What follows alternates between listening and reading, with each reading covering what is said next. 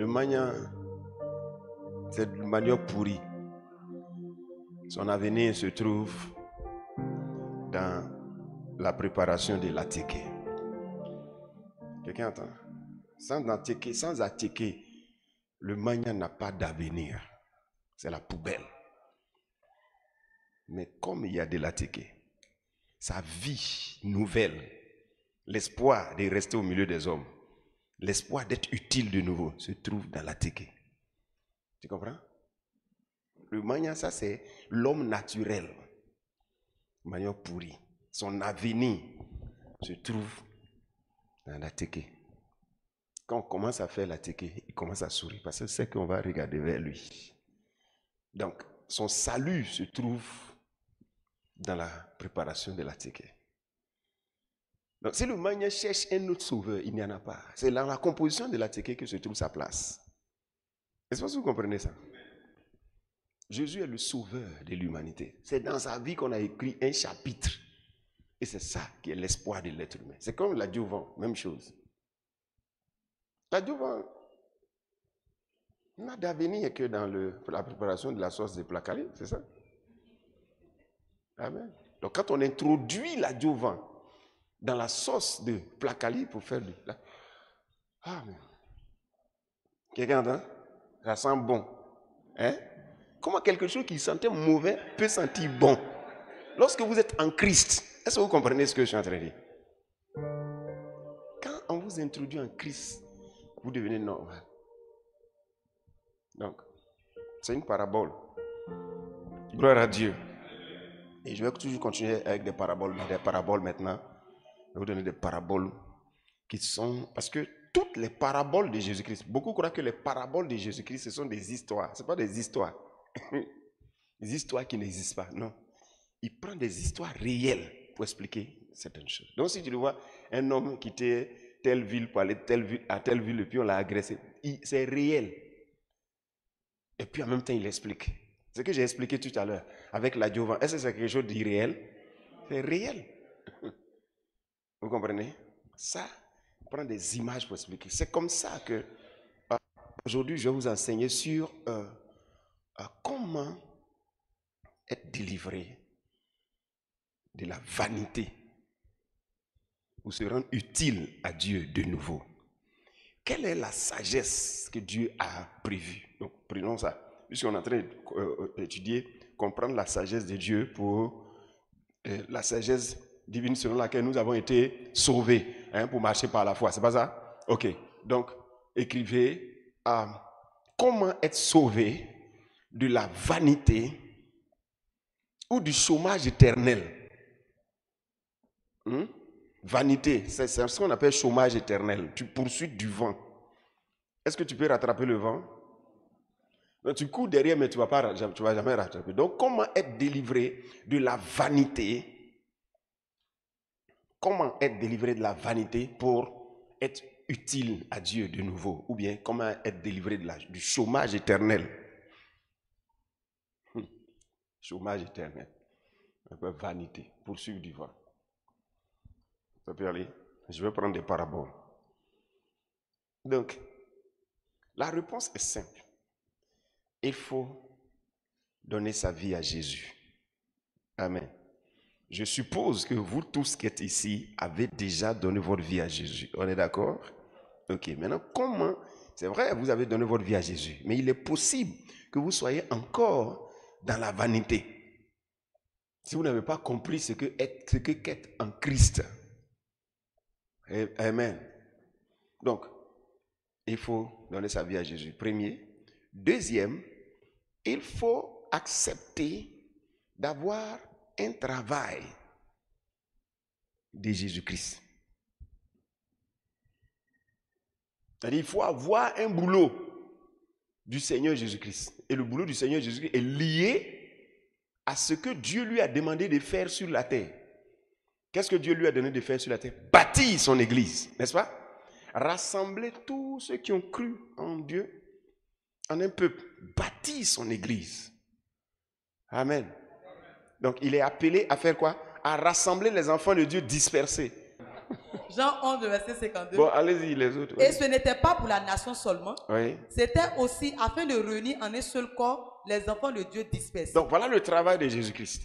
Il doit réunir en un seul corps les enfants de Dieu dispersés. Qu'est-ce qu'on appelle les enfants de Dieu? C'est ceux qui ont cru en Dieu, ceux qui espèrent en Dieu pour leur salut. Il y a des gens qui espèrent en Dieu pour leur salut. Quand ils entendent l'évangile, ils croient. Quelqu'un entend? Quel que soit le lieu où ils sont, quand ils entendent l'évangile, ils disent donc Dieu a fait tout ça là pour nous. Je crois en Jésus, c'est fini. Mais il y a des gens qui ont dit Dieu a fait, ils disent Dieu a fait. Non, est-ce que ça là c'est vrai? C'est pas vrai. Les incrédules. Parce qu'ils comptent sur quoi? Ils comptent sur eux-mêmes. Ok, les enfants de Dieu comptent sur Dieu. Donc quand on dit enfants de Dieu ici, on ne parle pas de ceux qui sont nés de nouveau. On parle de ceux-là qui espèrent en Dieu. Tu comprends? Maintenant, quand ils vont accepter, ils vont devenir enfants de Dieu dans la dernière version. Tu entends? Gloire à Dieu. Donc nous avons le devoir de rassembler, nous avons le devoir de prêcher l'évangile et appeler ceux qui auront cru et les former un peuple qu'on appelle l'église. On est d'accord? Donc voici le travail de Jésus-Christ. Donc il doit bâtir l'église. Donc nous devons bâtir l'église. C'est pour ça qu'il y a des livres on est obligé de lire.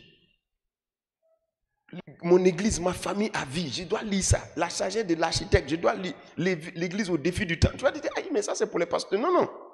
Je lis parce que je dois participer à ça.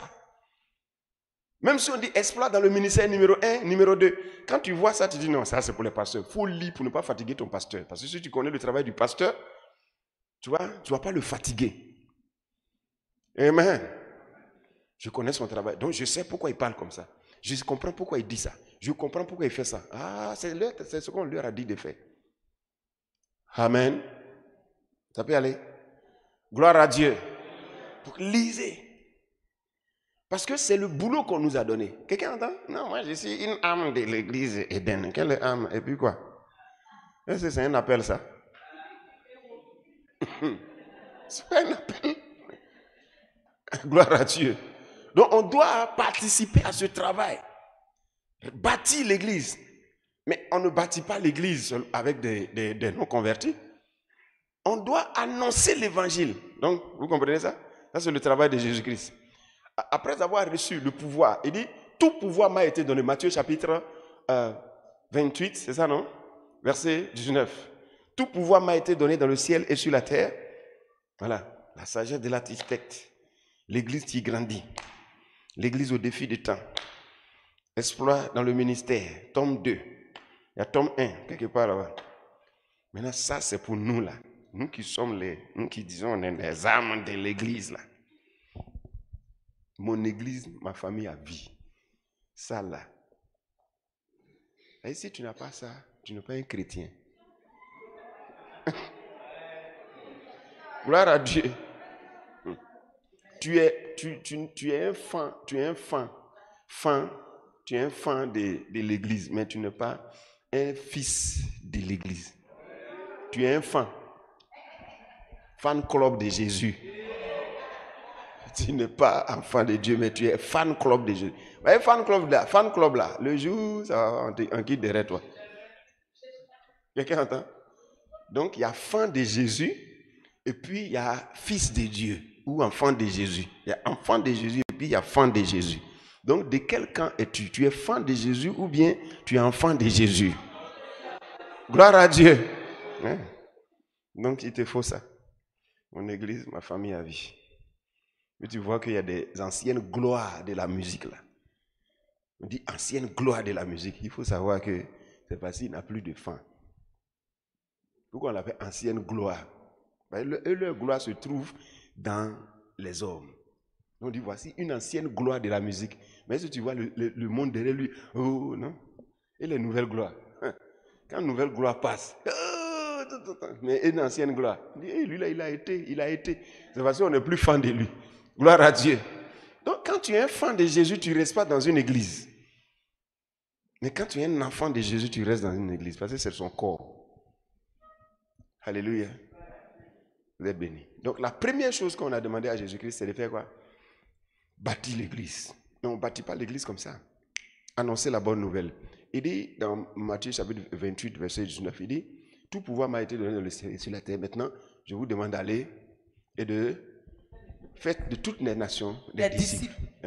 Donc, on est appelé à appeler les gens. On est appelé à annoncer l'évangile. Mais il a dit que tout le pouvoir lui a été donné. C'est pourquoi il nous envoie. Quelqu'un entend? Amen. Donc, c'est son travail. Mais il nous établit dans ce travail. Quand tu lis Marc chapitre 16, à partir du verset, Marc 16, verset 20, il dit travailler avec eux, c'est pas ça? Et il s'en allait prêcher partout. Oui. Le Seigneur travaillait avec eux, confirmait la parole par les miracles. Vous voyez? Qui l'accompagnent. Parce qu'il les a envoyés prêcher. Donc lui-même, il est avec eux par son esprit. Donc le travail qu'on nous demande, c'est quoi? C'est de faire le travail de Jésus-Christ. Donc comme je dis, comment être libéré de la vanité ou du chômage spirituel? Pour être utile à Dieu de nouveau. Premièrement, il faut donner ta vie à Jésus. Deuxièmement, il faut avoir un boulot avec Jésus. Quel est le boulot? Qu'est-ce qu'on demande à Jésus de faire? Est-ce que je suis en train de citer là? C'est pour ça que tu dois avoir un rôle à l'église, ça c'est un. Deux, ça c'est bâtir l'église. Deux, tu dois être capable d'être engagé dans l'évangélisation. Quelqu'un entend? Il faut être engagé dans l'évangélisation. Amen. Il faut être engagé dans le gain des âmes. Vous êtes bénis au nom de Jésus-Christ. Donc, si nous voulons être utile à Dieu de nouveau, c'est ça. On doit être engagé dans le gain des âmes. C'est ce travail-là qu'on a confié à Jésus-Christ. Et c'est dans ça que se trouve notre bénédiction. Quelqu'un comprend? Je vous ai expliqué comme ça. Maintenant, je vais partir maintenant avec les paraboles pour que vous puissiez comprendre. Pour ceux qui ont besoin d'une autre compréhension. Quelqu'un entend? Amen. Vous voyez par exemple, quand vous lisez 1 Samuel, le chapitre 1, le verset 27, 28, vous allez voir l'histoire de l'humanité qui a commencé comme ça. Parce que, pourquoi les choses se déroulaient comme ça sur la terre? Parce que Adam a été créé à l'image du Fils de Dieu. L'esprit d'Adam, c'est le plan directeur, c'est le schéma de tout ce qui va se passer sur la terre. Pour chaque homme adamique. Tout ce que Adam va vivre, c'est ce qui va se passer pour chaque être humain. Quelqu'un entend ce que je suis en train de dire? Alors Adam prend l'arbre de la connaissance du bien et du mal et il tombe. Et c'est le Christ qui le récupère. Qui récupère l'Adam pour lui donner un espoir nouveau. Vous comprenez ça? Ok. Si vous avez compris ça, c'est comme ça que la vie de tous les adamiques. Quand tu es adamique, tu n'as pas d'espoir tant que tu n'es pas encore venu en Christ. Parce que celui dont tu es la reproduction est déjà fini. Oui, vous comprenez ça? La reproduction. Si celui qu'on a mis dans le moule, là, celui qu'on va reproduire, sur le moule, là, s'il y a une erreur sur le moule, tout ce qui va sortir, gâteau, quand on est en train de faire gâteau là, si quelqu'un est venu la nuit et puis il a tapé le moule là, un peu vers tel côté, les gâteaux qu'on va mettre dedans, toutes les erreurs vont se propager. C'est le moule. Adam est le moule, le premier. Est-ce que vous entendez? Donc tous les hommes sont comme ça. Donc tu ne peux pas. Donc tu n'as même pas besoin de cliquer. Un adamique vient devant toi. Ah, vraiment, je ne comprends pas ma vie là. Quand je fais comme ça, arriver quelque part, ça se gâte. Arriver quelque part, ça se gâte. Je ne sais pas ma vie là, c'est comment ça tourne. Il y a deux choses. Premièrement, s'il n'est pas chrétien, tu lui dis, il n'y a pas d'espoir pour toi. Ça ne va pas changer. Ça ne va jamais changer. Donne ta vie à Jésus. Pour que maintenant je t'explique certaines choses qui vont faire que ça va changer. Si tu t'amuses à t'entraîner, tu vas te fatiguer pour rien. Tout ce que tu dis là, tu vas dire après là, ça va reprendre. Tu vas dire après, ça va reprendre. Parce qu'il est adamique. Le moule est faux. Donc le gâteau sort faux. Amen. Même si un adamique vient devant toi, chez moi tout va bien, vraiment je suis content. Tu lui dis, ça va aller mal après. Je dis, mais comment tu sais tout ça? Le moule. C'est gâté. Adam là, il ne réussit pas vers la fin. Il commence bien, mais il ne réussit pas vers la fin. qui s'est livré au diable. Et c'est ainsi que la vie de tous les Adamiques. Mais quand il donne sa vie à Jésus, il a besoin maintenant de comprendre. Donc son espoir se trouve en Christ. Quand il donne sa vie à Jésus, il y a quelque chose de nouveau qui va commencer. Maintenant, il a besoin de comprendre maintenant comment les choses se passent en Christ. Vous avez compris tout ça? Alléluia. Donc, voyons maintenant que voici un homme de Dieu qui s'appelle Élie, le sacrificateur. Il a des enfants. Et qu'est-ce qu'on remarque? On remarque que tous ces enfants, il n'y a même pas un dedans qui est bon. Et tous, ce sont des faux. Ils couchent avec les filles ici, ils font ceci, ils font cela. Il n'y a même pas un dedans qui est consciencieux. Alors, qu'est-ce qui se passe? Il y a une autre femme qui est quelque part, qui n'est pas de leur famille. Elle est stérile. Vous entendez? Elle s'appelle Anne. Elle va prier et Dieu lui donne un enfant. Donc voilà la stérile maintenant, celle qui était stérile, fait un enfant. Et elle dit que cet enfant-là, quand elle a demandé à Dieu, c'était pour l'introduire. Elle va le faire rentrer dans la famille des sacrificateurs. Tu entends? Alors que Élie, là, en Israël, pour que tu sois sacrificateur, il faut être descendant de Aaron. Les Aaron, là. Aaron, sa descendance. Ou bien il faut être des Lévites. Les Aaron, là, ce sont des Lévites. Est-ce que vous comprenez? Voilà, les Moïse, là, ce sont des Lévites. Donc, il faut être de la famille des Lévites. Donc, Aaron, premier sacrificateur, et ainsi de suite. Donc, c'est comme ça que cet homme qu'on appelle Élie, le sacrificateur, est de la descendance de Aaron. Plutôt, oui, de Aaron. Quelqu'un entend?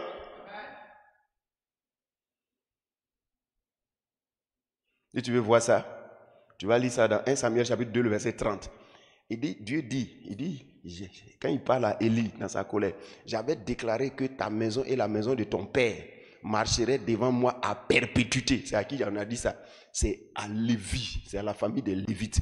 Le jour où ils ont décidé de se ranger du côté de Moïse pour tuer leur frère qui avait péché, c'est ce jour-là qu'ils ont été choisis. Et Dieu dit, ceux-là, les Lévites là, ils vont marcher devant moi, ils vont me servir à perpétuité. Tu entends? Gloire à Dieu.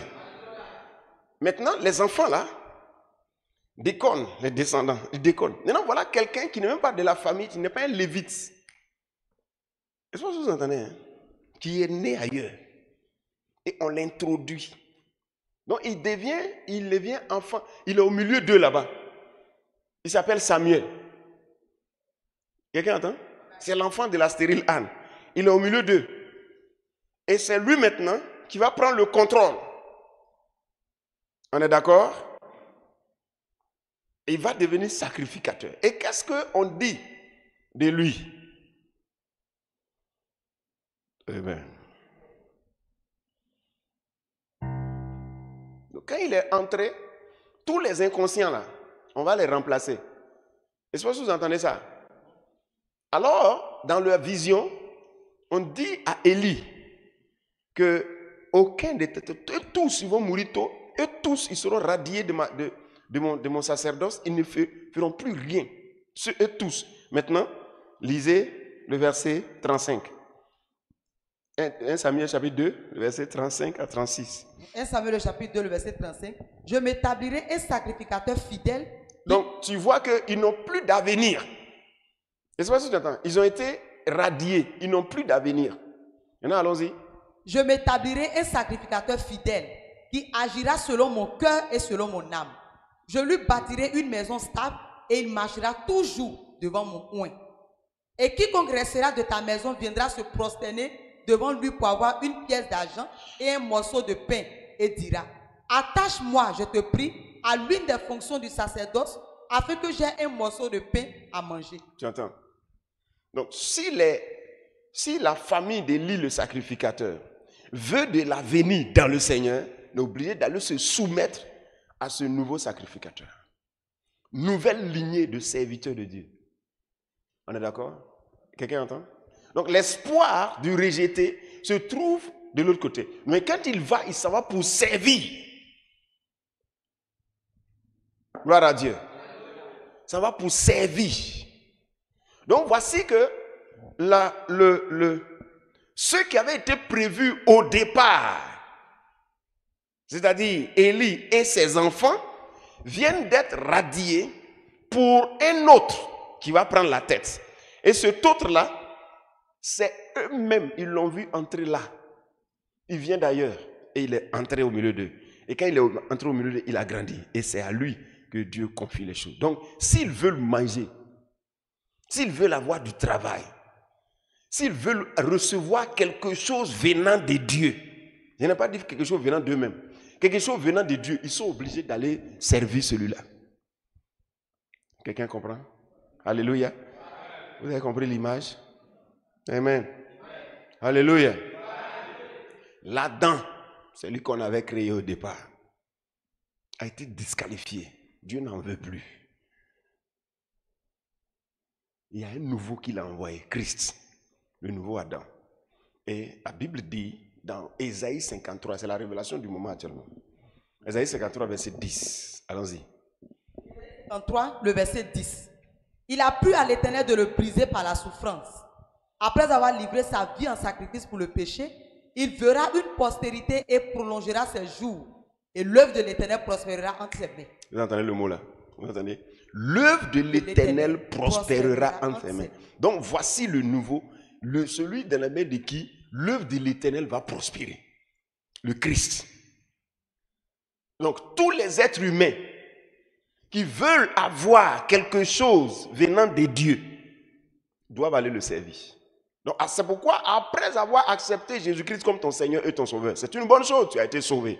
Mais si tu ne veux pas être vagabond sur la terre, si tu ne veux pas être un misérable sur la terre, malgré ton gros salaire de fonctionnaire ou bien malgré ton gros commerce que tu décides, si tu ne veux pas que ce commerce-là devienne un chagrin pour toi, va servir le Christ. Tu es né de nouveau, tu es sauvé, va servir Christ. Sinon ta vie sur la terre sera un calvaire. Dieu n'a pas prévu de bénédiction pour celui qui ne le sert pas. Et tu ne peux pas être en dehors de Christ et puis servir Dieu. C'est pourquoi je vous ai dit, si vous ne voulez pas être vous ne pas poursuivre la vanité, allez-y, trouvez un travail chez lui. On dit, celui qui restera de toi, de ta famille, va venir se prosterner devant lui pour avoir un boulot. Il dit, attache-moi s'il te plaît. Est-ce que ceux qui sont en haut là, ils écoutent ou bien ils dorment? Ce que je suis en train de dire là, c'est Ésaïe 53. Alléluia. Celui qui restera de ta famille, je m'établirai, 1 Samuel chapitre 2, verset 35. Lis. Je m'établirai un sacrificateur fidèle qui agira selon mon cœur et selon mon âme. Je lui bâtirai une maison stable et il marchera toujours devant mon coin. Le verset 36. Et quiconque restera de ta maison viendra se prosterner devant lui pour avoir une pièce d'argent et un morceau de pain et dira, attache-moi, je te prie, à l'une des fonctions du sacerdoce afin que j'ai un morceau de pain à manger. C'est-à-dire que si tu ne travailles pas pour lui, si tu ne viens pas travailler pour lui, tu n'auras rien de Dieu. Tu peux avoir quelque chose des hommes et ils vont se moquer de toi. Tu vas avoir quelque chose de tout le monde, tu vas avoir des problèmes. Mais de Dieu, c'est ce que plein de fils de Dieu n'ont pas compris. C'est que l'humanité naturelle n'a pas d'espoir, n'a rien avec Dieu. C'est pour ça que vous devez lire pour cela 1 Corinthiens chapitre 6, verset 9. On dit, ne savez-vous pas que les injustes n'hériteront pas? Qu'est-ce qu'on appelle les injustes? Ne vous savez pas, les injustes n'hériteront pas du royaume de Dieu. Ne vous trompez pas. Les impudiques, les adultères, les idolâtres, les efféminés, les infâmes, les voleurs, les cupides, les ivrognes, les outrageux, les ravisseurs n'hériteront pas le royaume de Dieu. On parle de quoi ici? Est-ce qu'on parle de ceux qui ont la nature pécheresse. Ils n'ont pas d'héritage. Et on dit quoi? La suite? C'est là. Et c'est là ce que vous étiez. Donc on parle ici de la nature. Il est en train de parler de la nature pécheresse. Ceux qui ont la nature pécheresse, c'est-à-dire les hommes humains naturels, n'ont pas de part dans le royaume.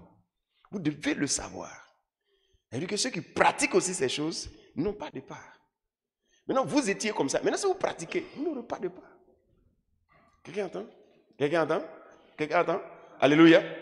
Il n'y a pas de prospérité que Dieu donne. Il n'y a pas de prospérité que Dieu donne pour un fils de Dieu qui n'est pas allé se prosterner pour trouver du travail. Dans le Christ. Non. Tu peux être quelqu'un, tu as ton travail privé, ou bien tu as ton entreprise, tout ça. C'est-à-dire que comme salaire, tu perçois 4 millions par mois, tu ne seras pas prospère. Tes 4 millions seront un problème pour toi. Pourquoi? Parce que dans le plan de Dieu, il n'a pas été prévu que Dieu rende prospère quelqu'un qui ne sert pas le nouveau roi. Donc tu vois que tu as l'argent, mais tu n'es pas épanoui. Parce que plus tu as l'argent, plus tu as des problèmes. Plus tu as l'argent, plus tu as des problèmes. Mais aux yeux des gens, tu souris. Alléluia. Prospérité, paix, aisance, tranquillité de l'âme. Quelqu'un entend? C'est ce qu'on appelle prospérité. Ce n'est pas d'avoir l'argent seulement. Non. Paix, tranquillité de l'âme, tout ça. Pas être endetté aussi. Deuxième chose, Dieu n'a pas prévu de protection pour celui qui ne le sert pas. Donc, tu lui as dit non, je suis fils de Dieu, mais pourquoi tu n'es pas protégé sur la terre? Amen. Dieu n'a pas prévu de longévité pour celui qui ne le sert pas. Je ne sais pas si tu entends. Donc, il dit ceux qui vont rester de toi, ils vont venir se prosterner devant lui pour avoir du pain à manger. Ils vont dire, attache-moi s'il te plaît à un travail du sacerdoce pour que j'ai du pain. Ça veut dire que si on va t'attacher au service là, c'est comme si maintenant tu peux recevoir la protection. Tu peux recevoir maintenant la longévité, tu peux recevoir maintenant la prospérité, tu peux recevoir toutes ces choses-là. Ils sont liés au service du Seigneur. On se comprend? La santé, tout ça. C'est clair? Vous avez compris ça? La dernière chose que je vais te dire, c'est que tu dois connaître la vérité sur ces choses-là. Et tu dois être ferme, ça c'est la foi maintenant. C'est pour ça que je vous ai dit non, vous devez savoir la sagesse, comment vous avez été sauvés. Maintenant, tu sers. Tu vois, tu sers. Tu sers d'abord avec ton argent. Ça veut dire que la prospérité t'attend. Mais quand tu sers loyalement, la bénédiction, tout ça, ça t'attend. Quand tu sers, on sait qu'il y a la longévité pour toi. Quand tu sers, tu sais que également il y a la santé. Quand tu sers, maintenant, tu es en train de servir. Et puis, dans ton esprit, non, je sers, c'est vrai, mais je peux avoir les mêmes problèmes que le... Non. Ça veut dire que tu ne connais pas la vérité. Tu ne connais pas la vérité. Il y a beaucoup, par exemple, quand ils font rêve et puis ils voient, ou bien quelqu'un, il croit que, quand il est malade, vraiment, je suis trop malade. Quand il est trop malade, c'est là qu'il pense à la mort. Il est malade jusqu'à il ne peut pas bouger. Il dit, non, c'est la mort. Non. Dieu n'a jamais dit que la suite de la maladie, c'est la mort. Il faut lire la Bible, ce n'est pas écrit. Le salaire, la mort là, c'est un salaire. C'est le salaire du péché. Le jour où tu vois que ton cœur est en train de faire nué, tu veux coucher avec une femme qui n'est pas ta femme, il faut savoir que c'est ça là qui est le premier pas de la mort. Sinon, ce n'est pas la maladie qui est le premier pas de la mort. Et si tu ne sais pas tout cela, quand tu es malade, tu penses à la mort. Et quand tu pêches, c'est écrit noir sur blanc que la mort, ce n'est pas le fait du hasard, c'est un salaire. On n'a pas dit le salaire de la maladie, c'est la mort. Donc, je ne sais pas pourquoi quand les gens sont malades, ils pensent à la mort. Non, quand tu pêches là, il faut commencer à réfléchir. Ça veut dire que la suite dont on ne peut pas douter, c'est la mort. C'est ce qui est écrit. À moins que tu te répandes. C'est tout. Mais voilà, quelqu'un, il dit, bon, je m'en vais au village de Dieu. Moi c'est jamais. Peut-être que, attends, c'est quelle manière de passer? Ça c'est l'adamique. Je vous ai dit, Adam, quand il a péché, sa vie est déjà tracée. C'est qu'il est déjà dans le péché. Donc la mort est déjà déclenchée sur lui. Quand un adamique s'en va au village, ce n'est pas sûr qu'il va revenir. Quand un adamique s'en va en France, en Europe, ce n'est pas sûr qu'il va revenir. Quand un adamique s'en va au champ, ce n'est pas sûr qu'il va revenir. Quand un adamique s'en va dormir, ce n'est pas sûr qu'il va se réveiller. Parce que la mort est sur lui partout. C'est à cette vie on a été habitué. Raison pour laquelle on se dit que la mort peut prendre à n'importe quel... Non, s'il vous plaît. Mais quand vous êtes en Christ, la mort a été vaincue. Est-ce que vous comprenez ce que je suis en train de dire?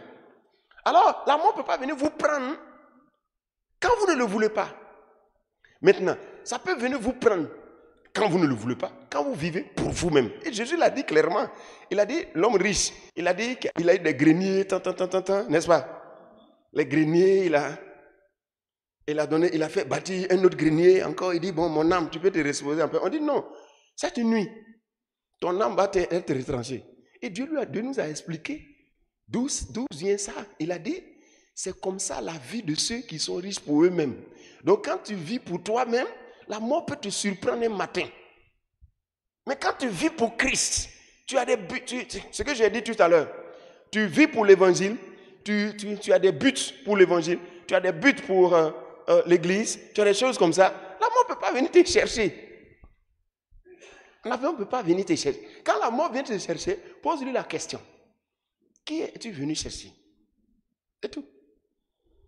Donc c'est pour ça que souvent les gens ils ont mal jusqu'à... c'était... Peut-être c'est la mort. Non. Fouille dans ta vie. Cet esprit, y a-t-il quelque chose que j'ai fait qui n'est pas ceci? S'il te plaît, aide-moi. Parce que je veux continuer de te servir. Sinon tu n'entends rien là. Ça veut dire, mon ami, on appelle ça attaque. Tu veux servir Dieu. Dans ce monde-là, il y a quelqu'un qui ne veut pas que les gens servent Dieu. C'est lui qui les envoie dans les maquis. C'est lui qui les envoie se droguer. C'est lui qui les envoie se prostituer. Il ne veut pas entendre parler du service du Seigneur. Donc lui, il attaque. C'est pour ça que Dieu très tôt nous a dit, vous servirez et puis j'éloignerai la maladie. Parce que quand tu commences à te servir, quand tu vas servir Dieu, la première personne qui s'approche, c'est qui? C'est la maladie, mais mieux, tu ne suis pas. Hein? C'est ça. Ésaïe 53, Exode 23, verset 25. Quand tu commences à servir, pourquoi il dit j'éloignerai la maladie? Pourquoi il ne dit pas j'éloignerai, comment on appelle ça? Telle autre personne. Il dit la maladie. Ça veut dire que quand tu sers là, il y a quelque chose que le diable va vouloir utiliser contre toi. Donc tu vas dire, aïe, vraiment, bon, aujourd'hui là, je ne vais pas à l'église. Aujourd'hui là, gagner âme là. Quand je vais être guéri, c'est là que non. Pour servir, ce que tu peux faire dans cet état, fais. C'est un pied qui est malade, l'autre pied là. Amen. Si tu ne peux pas marcher, prie, reste à la maison et puis intercède. Ça peut aller? Gloire à Dieu. Il y a toujours quelque chose que tu peux faire parce que tu ne peux pas être totalement... Non, tu es fils de Dieu. Amen. Quand tu fais ça, il éloigne.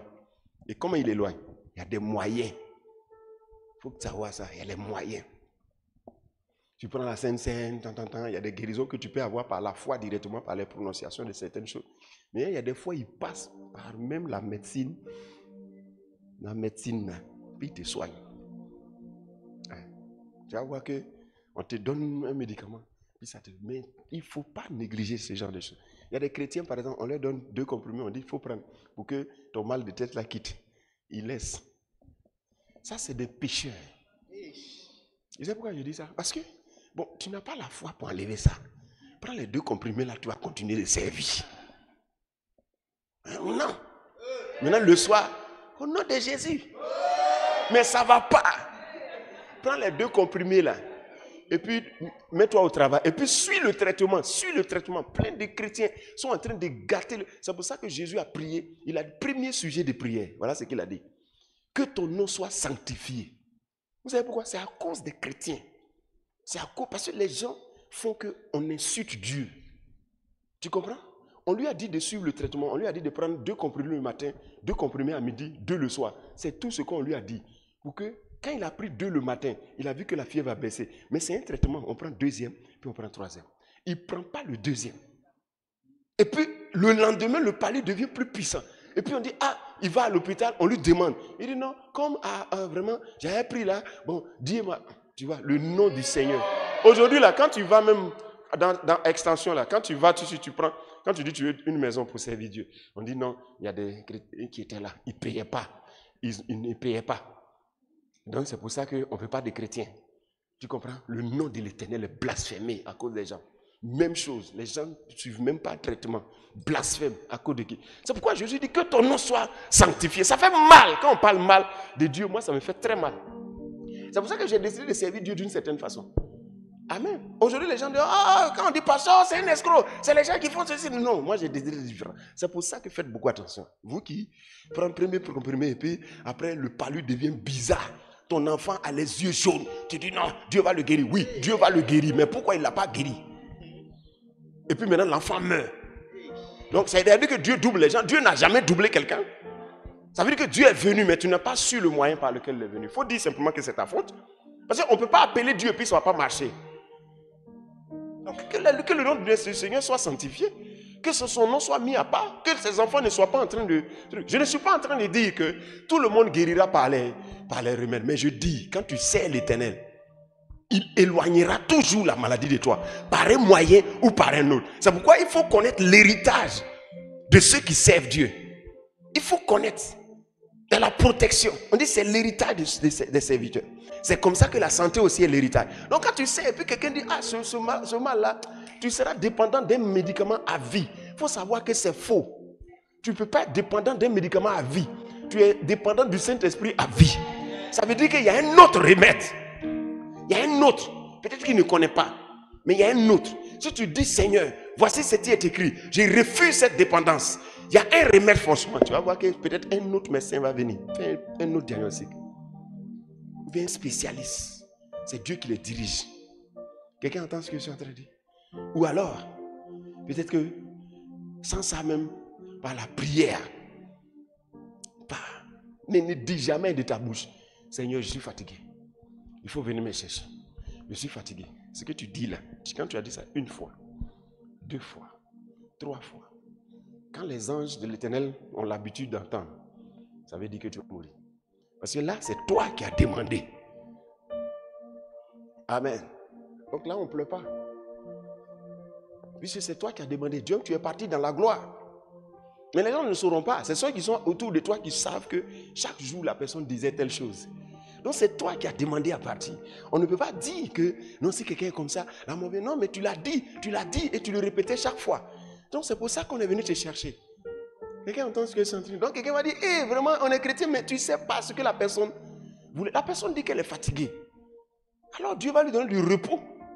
Donc le jour où vous êtes fatigué, vous pouvez faire cette prière. Vous n'avez même pas besoin d'être malade pour ça. Oui. Vous pouvez être en bonne santé et puis Seigneur, je suis fatigué de ce monde. Je suis fatigué, je veux partir. Si tu dis ça tout le temps, tu vas voir qu'un jour, tu t'en vas. Mais comprenez le mystère de ce que Jésus est venu faire. Parce que nous, on a l'histoire de Jésus-Christ inscrit en nous. On n'a plus l'histoire d'Adam. L'histoire de Jésus-Christ, c'est que la mort ne vient pas le chercher tant que lui ne veut pas. Il dit, ce n'est pas un homme qui m'arrache. Je donne de moi-même. Alors pensez à ça. Un mal de ouf. Mes enfants, je suis fatigué. Quand ils s'en vont, je suis ouais. Je vais demander à Élie. Élie est venu, il dit, Seigneur, vraiment, les gens me persécutent, je suis resté seul. Il dit, non, il y a beaucoup de prophètes. Il y a 400 prophètes qui sont là. Mais vraiment, voilà, Isabelle a fait ça. Il dit, ok, tu vas oindre Jésus. Ça veut dire, Seigneur, je suis fatigué, ok. Va oindre Élisée à ta place. Jéhu, et puis, quand il a fini de faire le reste, il savait qu'il allait partir. Mais lui, il ne voulait pas connaître la mort. Les chevaux sont venus. Il est parti. Quelqu'un entend ce que je suis en train de dire? Comprenez ça.